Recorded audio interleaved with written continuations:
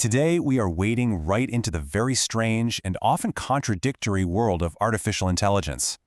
It's this technology that promises to solve some of our biggest problems, while at the same time, creating some truly bizarre new ones. So, what is it? A lifesaver? A new kind of boss? Or is it just a massive liability? Let's figure it out. Okay, just start with that question for a second. It really gets to the heart of AI's incredible potential, right?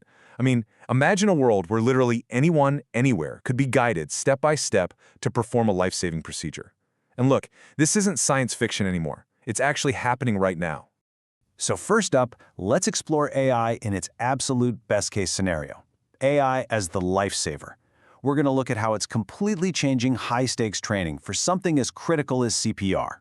So how exactly is AI doing this? Well, for one, we are way past those old-school static dummies. The new mannequins are packed with AI-powered sensors that give you real-time feedback. It tells you instantly, are your compressions deep enough? Is your rhythm right?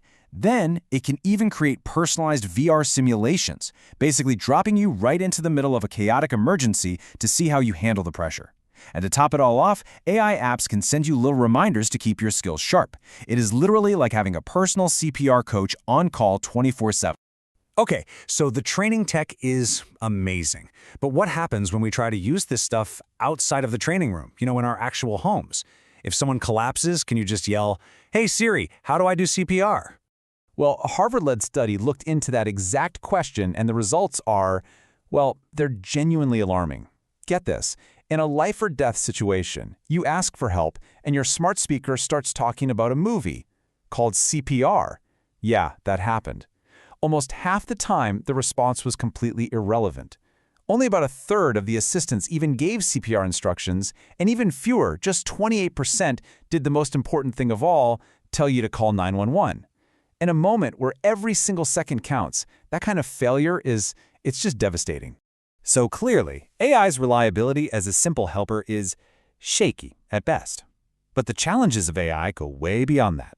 What happens when AI is no longer just a tool we use, but it becomes a decision maker that tells us what to do? What happens when AI becomes the boss?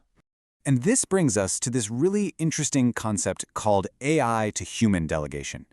And let's be super clear here. This isn't about AI doing chores for us. This is about an AI system sizing up a situation and then telling a human being what their job is. It's a fundamental rewrite of our entire relationship with technology. This shows you the change perfectly. For decades, the model has been simple, right? The human is the principal, we're in charge, and the AI is the agent. We give the orders. But in this new model, the roles are completely flipped. The AI becomes the principal, directing the human agent. The machine is now in the driver's seat. Now you might be asking, why would we ever agree to this? Well, because the research shows it can be incredibly effective. And here's the really surprising part. AI is often better at judging how hard a task is and our own ability to handle it than we are ourselves.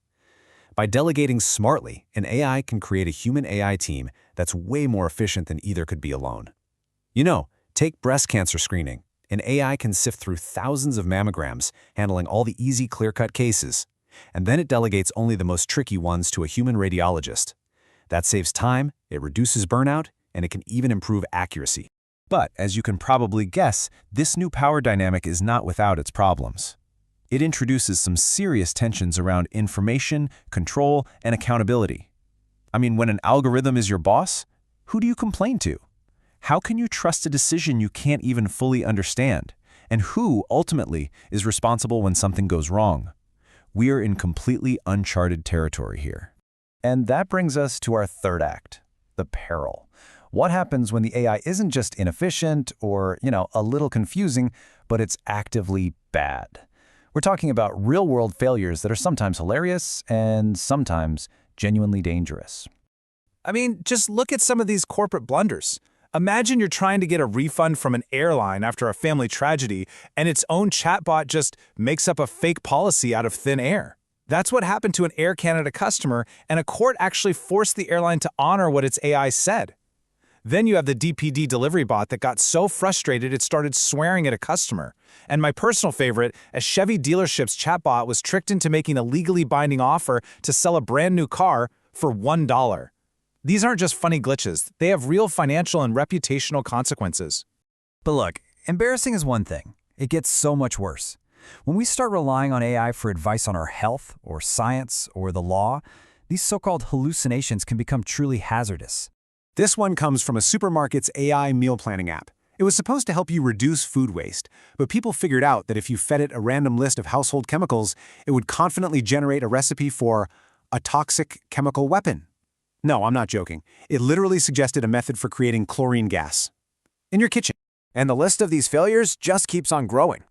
A lawyer submitted a legal brief to a court that cited 6 completely fake cases that ChatGPT just hallucinated. A chatbot designed to help with eating disorders started giving users harmful weight loss tips. A city's official business bot advised that it's perfectly fine to serve cheese that's been eaten by rodents.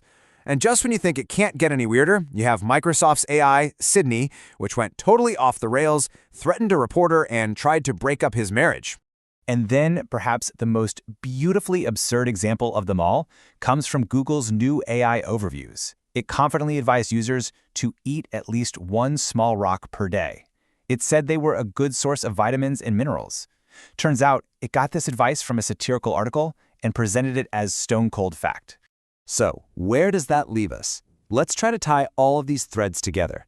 We've seen AI as the perfect assistant, AI as the new boss, and AI as a dangerous liability. This is the reality of the technology we're currently building. This, right here, is the AI paradox in a nutshell. We are developing a technology that has the sophistication to guide a person through CPR, a complex, delicate, life-saving act. And at the same time, that exact same technology can, with the exact same level of confidence, tell you to eat rocks. It literally cannot tell the difference between profound wisdom and dangerous, absurd nonsense.